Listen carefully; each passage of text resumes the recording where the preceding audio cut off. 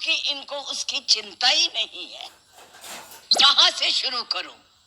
मुझे लगता है, आप अब चुप रहिए।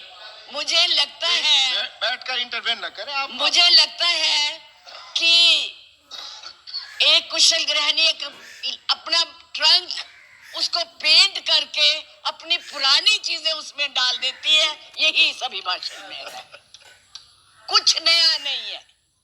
वही उज्ज्वला है, वही दीनदयाल है, और वही पे जो है मिशन की बातें हो रही हैं। बेरोजगारी की कोई बात नहीं है, महंगाई की कोई बात नहीं है, क्योंकि इनको उसकी चिंता ही नहीं है। ये नौजवानों के लिए कुछ करना ही नहीं चाहते। आज विद्यार्थी जो पूरे देश में झंडा लेके खड़े हैं, उनको अपने भविष्य का फिक्र है कि हम डिग्री तो ले लेंगे पर नौकरियां कहां से लाएंगे, क्योंकि इस अभिभाषण में उसका कोई जिक्र ही नहीं है। ये अभिभाषण ऐसे लगता है जैसे मुंगरी लाल के सपने दिखाए जा रहे हैं। मुंगरी लाल के 2014 में भी दिखाए थे, अभी भी दिखाए रहे हैं। अभी राणा जी बोल के गए, राणे कि जी कांग्रेस भी मैनिफेस्टो देती थी, हमने करके दिखाया है। आज अगर आप गरीबी की रेखा से नीचे देखें तो लोगों का हुआ है। अरे आज यहाँ बैठे हुए हो, हवाई जहाजों में चलते हो और उनमें चलते हो, किसने दिए, किसने बनाए? आज स्कूल कॉलेज यूनिवर्सिटी किसने बनाए? आईआईटी किसने बनाई? एमएमटी किसने बनाई? जिसमें आज आप दिखाई दे रहे हो। क्या किया है 6 साल में? केवल भारत को तोड़ने की कोशिश की है, भारत को बांटने की कोशिश की है, और कुछ नहीं किया है। बस वही करो। आज आप लोग इस देश को इस तरह से बांटना चाहते हैं। कुछ नहीं है, ना महिलाओं के लिए है।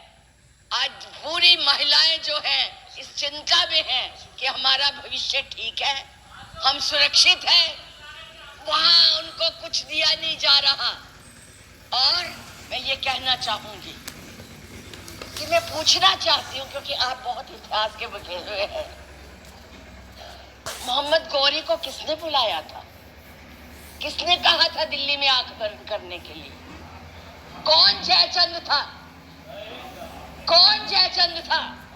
महाराणा प्रताप जब हल्दी की घाटी में लड़ रहे थे, किस राजा ने उसकी मदद की अकबर के खिलाफ में?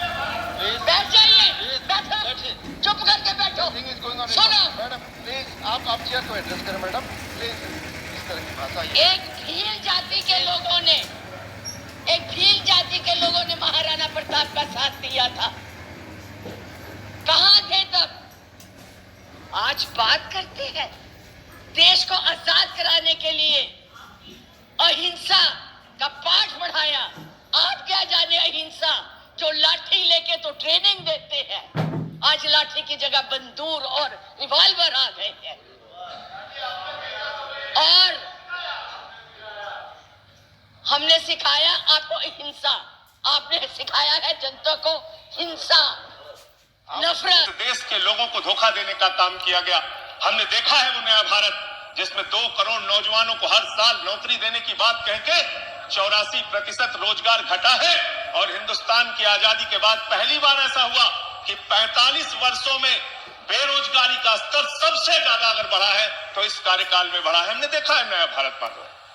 और प्रधानमंत्री जी जिस दिन प्रचंड बहुमत लेकर आए, हम सब ने उनको बधाई दी, शुभकामनाएं। चमन में एक तलाते रंग बू से बात बनती है, चमन में एक तलाते रंग बू से बात बनती है। हम ही हम हैं तो क्या हम हैं, तुम ही तुम हो तो क्या तुम हो। इस बदलिए, इस धारणा को बदलिए, इस विचारधारा को बदलिए। आपने संघीय ढांचे का उल्लेख किया, माननीय, देश के संघीय ढांचे को आप कैसे मजबूत कर रहे हैं, ये हमने दिल्ली में बहुत अनुभव किया है। आपने एक ऐसी सरकार को 4.5 साल तक चलने नहीं दिया जिसके इतिहास को अगर आप समझेंगे तो जरूर थोड़ी शर्मिंदगी आपको होगी।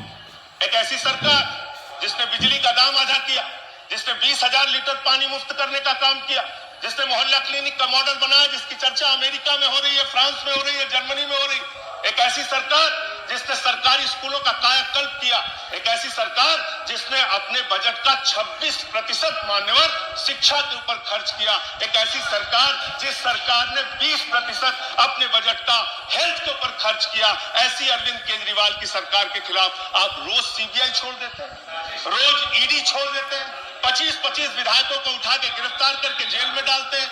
आपके इस राष्ट्रपति के भाषण में कहा गया, मैं नहीं कह रहा, आप कह रहे हैं, आपके प्रधानमंत्री जी के वक्तव्य है, हम पब्लिक ट्रांसपोर्ट को देश में बढ़ावा देना चाहते हैं। वाह भाई, आप पब्लिक ट्रांसपोर्ट को बढ़ावा देना चाहते हैं, लेकिन दिल्ली में महिलाओं के लिए फ्री मेट्रो अगर अरविंद केजरीवाल जी करना चाहते हैं तो आप उसमें अड़ंगा डालते, कहते 8 महीने तक हमको कुछ कर नहीं सकते। अरे फ्री मेट्रो से ट्रैफिक कम होगा, प्रदूषण कम होगा, जो मेट्रो घाटे में चल रही है उसको हम अपने पास से मुनाफे के बजट से पैसा देंगे, आपका लाभ होगा। इसलिए साथियों, इसलिए मान्यवर मैं कहना चाहता हूं, जेट एयरवेज, जेट बेरोजगारी की बात अगर हम करें,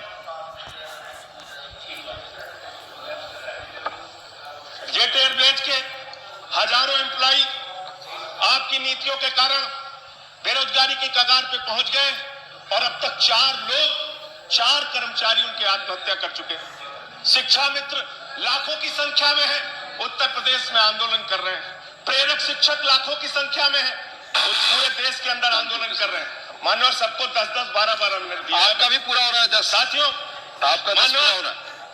मैं कहना चाहता हूं, किसानों के जमीन के अधिग्रहण का सवाल आया, यहाँ पे सदन में माननीय मंत्री जी ने बताया हम सबको मुआवजा दे रहे हैं। जौनपुर के क्षेत्र में, बुंदेलखंड के क्षेत्र में बहुत सारे लोगों को आज तक मुआवजा, किसानों की जमीन को ले लिया गया, मुआवजा नहीं दिया गया। बेरोजगारी के कारण नौजवान आत्महत्या कर रहा है। आप बड़ी बड़ी सीमा की सुरक्षा के दावे करते हैं, जवानों की सबसे ज्यादा शहादत आपकी सरकार के दौरान हुआ। किसान खेतों में मर रहा है, जवान सीमा पे मर रहा है, और आप यहाँ पर बड़े बड़े वादे, बड़ी बड़ी बातें कर रहे हैं। इसलिए मैं कहना चाहता हूं, आप इस देश के लोगों का ख्याल रखिए, देश को आगे लेकर अगर आप। मैं आपका आभारी हूं और ये उम्मीद करता हूं कि आपकी कृपा इसी तरह से बनी रहेगी। श्रीमद, बहुत ही महत्वपूर्ण मसला है, मैं बहुत कम समय में कहूँगा। लॉकडाउन के कारण देश में छोटे बड़े कारखाने के बंद होने से, कारोबारियों का कारोबार बंद होने से करोड़ों लोग बेरोजगार हो गए, उनके परिवार बिखर गए। बच्चों की पढ़ाई लिखाई तो दूर, उन्हें भूखे पेट सोने के लिए कभी कभी विवश होना पड़ रहा है। पढ़े लिखे लोगों के लिए, जिनके लिए गवर्नमेंट ने व्यवस्था की है, 5 साल के लिए कॉन्ट्रैक्ट पर रखे जा रहे हैं, 5 साल बाद समीक्षा की जाएगी। वे भी असमंजस में है कि रहेंगे कि नहीं रहेंगे। नतीजा ये है कि लोगों में अवसाद बढ़ रहा है, निराशा बढ़ रही है, मानसिक तनाव बढ़ रहा है और हताशा की स्थिति में जी रहे हैं बड़े पैमाने पर लोग। और नतीजा ये है कि वो आत्महत्या की तरफ बढ़ रहे हैं। मैं उदाहरण देना चाहता हूं कि इन 4-5 महीनों में कोविड की वजह से अकेले नोएडा में 44 लोगों की मृत्यु हुई है, लेकिन आत्महत्या की है 165 लोगों ने कल तक। ये स्थिति है। इसलिए मैं गवर्नमेंट से आपके माध्यम से अनुरोध करना चाहता हूं कि जो लोग लॉकडाउन की वजह से नौकरियों से, मजदूरी से अलग हो गए हैं, उनको प्रतिमाह कम से कम 50 और 15,000 रुपया भत्ता के रूप में दिया जाए, ताकि वो कम से कम भूखों न मरे और वो जिंदा बने रह सके। लोकतंत्र में हर गवर्नमेंट ये कर रही है, पश्चिम से लेकर पूरब तक। हमें भी ये करना चाहिए। माननीय वित्त मंत्री जी यहाँ बैठी हुई हैं, मैं चाहूंगा कि इस पर सहानुभूति पूर्वक विचार करें।